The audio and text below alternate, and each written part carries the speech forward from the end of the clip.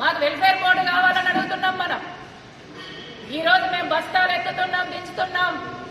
మొత్తము ఈరోజు తిండి తినే వస్తువులన్నింటినీ కూడా మేము అందులో పనిచేస్తున్నాం. అందులో వచ్చే బడ్జెట్లో మాకంటూ భవన నిర్మాణ కార్మికులకు వెల్ఫేర్ బోర్డు ఎట్లయితే ఉందో అట్లా వెల్ఫేర్ బోర్డు ఉండాలి. దాని నుండి మాకు డబ్బులు ఇవ్వాలి, ఇల్లు కట్టుకోవడానికి ఇవ్వాలి, పిఎఫ్ కావాలి, ఈఎస్ఐ కావాలి, కనీస వేతనం కావాలి అనేసి మనం అడుగుతున్నాం. మరి మనం అడుగుతున్న హక్కులు సంవత్సరాల తరబడి సంఘాలు పెట్టి పోరాటం చేస్తున్నాం. మరి ఇన్ని సంవత్సరాల నుంచి అయ్యా మాకు ఇన్ని బాధలున్నాయి, ఇన్ని కష్టాలున్నాయి, ఇవన్నీ నువ్వు పరిష్కారం చేయాల్సిన బాధ్యత నీకుంది. ఎందుకంటే మీ కోట్లు వేసాం, గెలిపించాం అనేసి అనేక పోరాటాలు చేసి సమ్మెలు చేస్తుంటే ఇప్పటి వరకు మనం అడుగుతున్న పరిష్కారం చేస్తలేదు. నిజంగా ప్రభుత్వం బాధ్యత ఏంటిది?